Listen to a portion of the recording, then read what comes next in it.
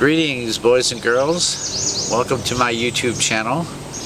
And here I am coming at you with a brand new video, and it's been a long time since I've done one. So I figured it's about time. I'm back out here at one of my favorite places to make a video for you guys. Nice and quiet out here with nature. Now, the last series of videos I did dealt with supernatural things such as astral projection and things along that line. Can't remember exactly now that I want to think of them. Anyway,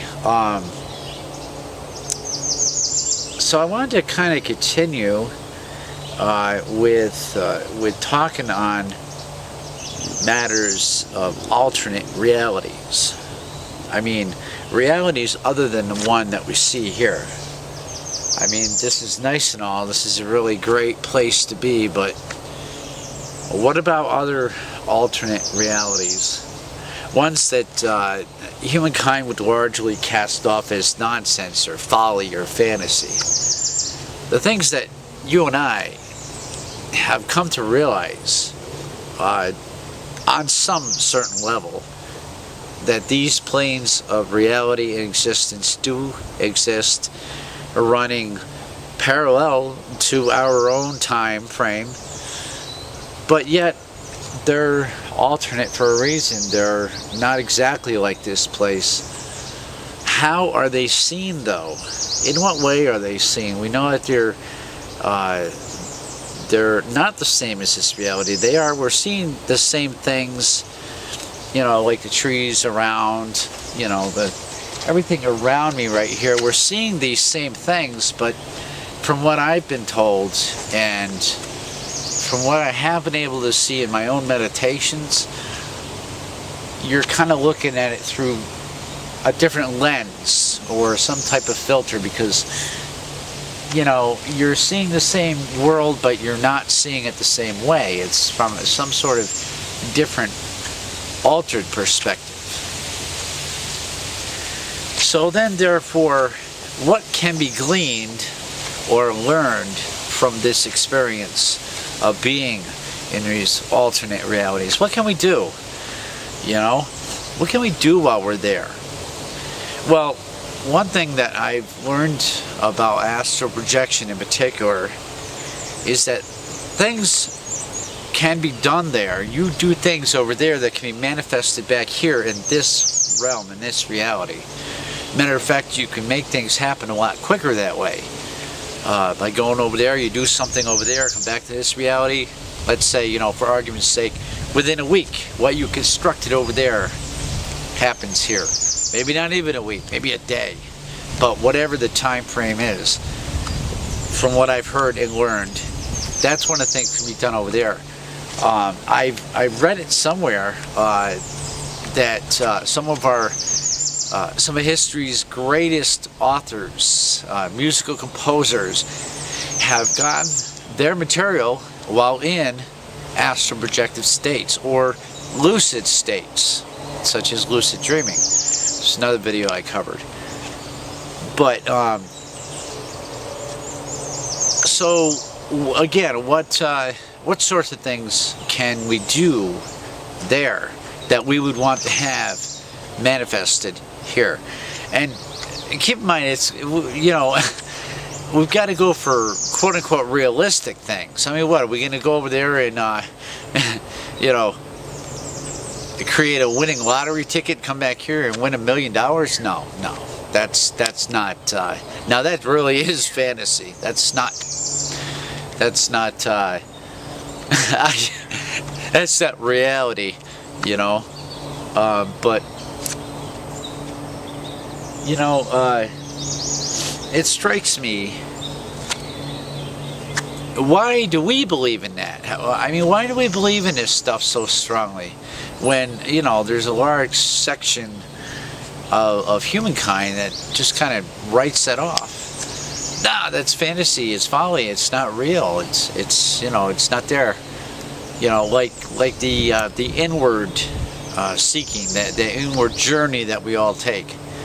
You know, you talk about that to the ordinary average person and tell them to look within, they're going to look at you like you got 3 heads. You know, I know I did when I first met my occult teachers and they started talking to me about this inward stuff. But so we do these things, enter these altered states of reality, presumably to make changes maybe in character, to improve upon those aspects of ourselves that need to be improved. Perhaps we're just going there to learn about that reality, not necessarily to bring anything back or to do something over there to have it manifested here. You know, on the other hand, when we die and our spirit does finally leave this body for good, aren't we going to that altered state of reality? You know, aren't we already going there or staying for a time? You know, that's our rest and repose period. You know, that life between lives. Who knows? You know, it's an interesting conversation that could just go on forever. You know, you could fill volumes. People have. You know. But I think it's important to cover these things. Talk them out. Help us understand them. You know, because it's these deepest parts of ourselves. That's what we're here to learn about while we're in these human forms. You know, we're here to learn about those deepest, inmost parts of ourselves. The things that we cannot experience while in a non-physical state. You know, we were created in the non-physical. We came here to live in these physical forms because, well, that's how we have to interact with this world. That's why we were given these forms. So then, therefore, we are put into this reality here, into these forms to learn about ourselves here. And once we have learned what we've needed to learn, well, we stop coming back to this reality. Where do we go then? We go, well, in the Wicca, we say we go to Summerland, in between lives. You know, we're choosing our lessons for the next life based on what we learned in the life we just left. But what happens when you have learned everything here? Do we rest forever in Summerland? Do we go somewhere else? I don't know. See, I don't believe for one second that we die and we just blink out into oblivion and that's it, nothing more to experience. Even if we don't come back here, even when we have learned everything that we've had to learn here, and we don't have to come back in physical forms, we do have to go somewhere. So I like to imagine that we do. We exist in some altered reality, you know, that's far away from this place. We don't have to come here anymore and toil away, you know. Pardon the glasses, I have to do that, the sun hurts my eyes. But we don't have to come back here and toil away our lives, you know. Some of us working for other people in employment for 50, 60 years, then we die and that's it. We just wink out and that's it, nothing more. I don't believe that for a minute. But why we don't remember what happens to us in between lives, some of us do, and you know, I have touched on that lately in a previous video. Some of us do have flashes from life to life. We remember things. But largely we don't, and that's an interesting question too. You know, and it just adds even more to this topic of altered realities. And, you know, while we're in those realities, you know, do we remember, say, this particular reality we're in now? You know, it's just an endless discussion. Much can be said about it. So I think we just have to talk amongst ourselves and try to learn from each other, share our experiences. That's why I do these videos, you know, because I want us to be able to share our experiences and learn and grow from each other, you know. That's what being in the Wicca is all about. It is a constant sharing and a union of spirits, you know. That's why being in the priesthood means a lot to me. It's my very lifeblood. That the union of souls that happens when you're working so closely with others. You know, truthfully, I don't know what I'd do without that union, being with others. I feel very fortunate that I've never had to travel solitary on my occult path. Always had contact with people in one way or another. And I guess in part it's because I've always strived to have that contact. You know, I've strived to maintain that union. You know, whatever you know it took. You know, I put myself in certain situations, and I saw to it anyway. I saw to it, you know, and that's another thing too. When you're on this journey to attain all this knowledge of different things, be ever thinking, you know, in your mind, how can I keep myself progressing? How can I keep in contact with other people about this? I gotta figure this out. I gotta keep thinking. You know, Wicca keeps you thinking, keeps you on your toes, thinking about yourself in these aspects. You know, how to learn from yourself, learn and grow. Learn and grow from your altered perceptions, because your perceptions do get are altered when you're walking this path. They are altered perceptions, altered states of consciousness and reality, ever journeying deeper into yourself and finding and discovering new things. It's become very important to me to continue this journey in one facet or another. You know, even the times that I felt I was stagnant and I wasn't moving forward. Maybe I wasn't. Maybe it was a test of faith. I've had a lot of those, but I've continued to move forward. And with this new video I'm making now, and it's been what? So I think since around last September or so, my last video, I had gone through a test of faith, and a new character was born out of that. As many of you might notice, my appearance has changed significantly from last year.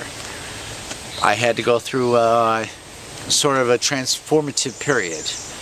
I was made to question things and really figure things out, figure me out. You know, figure out who I was then and who I was to become in the now.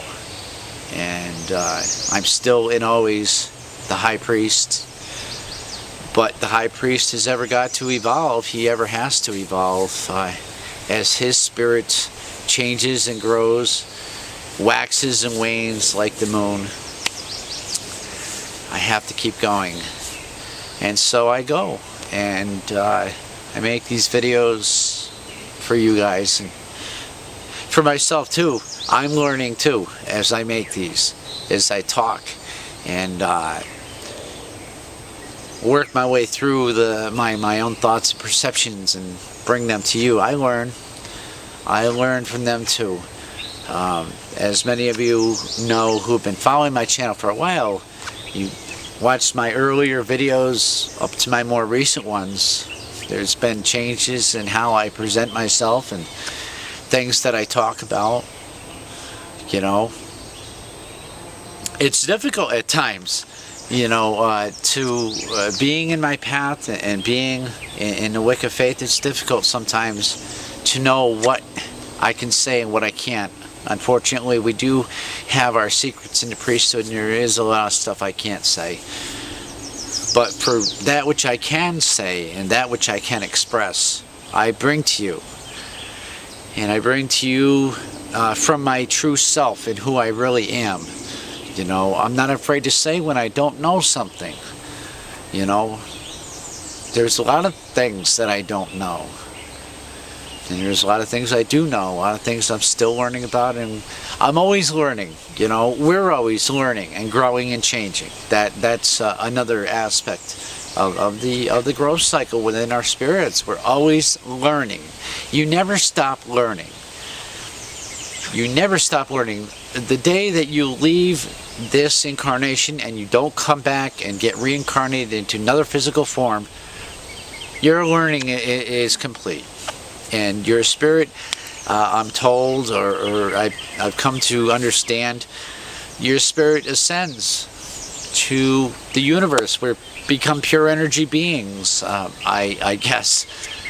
But the point again, not to get too far off, but the point again is that we're learning and changing and growing through our altered perceptions. So don't be afraid when you enter into your meditations or you find yourself outside of yourself in an astrally projected state.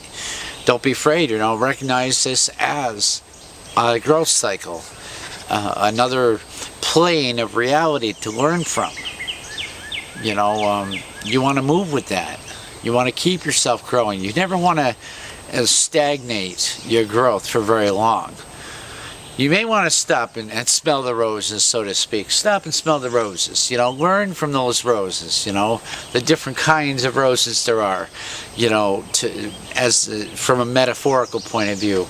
You know, those roses you stop to smell and check out and examine those aspects of yourself. You know, so you need to stop and look at yourself sometimes. Be not afraid to continue that journey, though, at some point.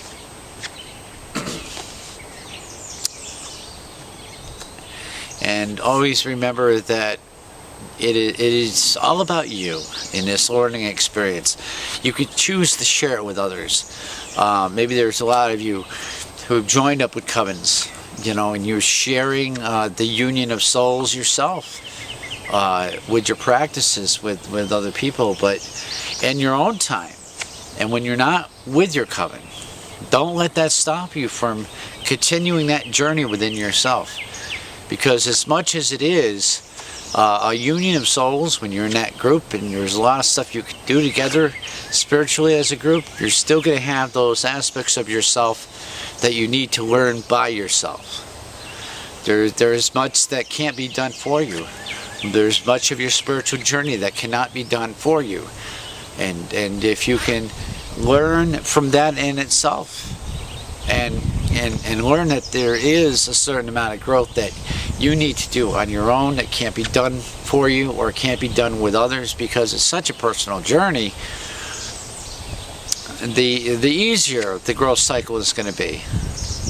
The further you're going to go, maybe a bit quicker than others.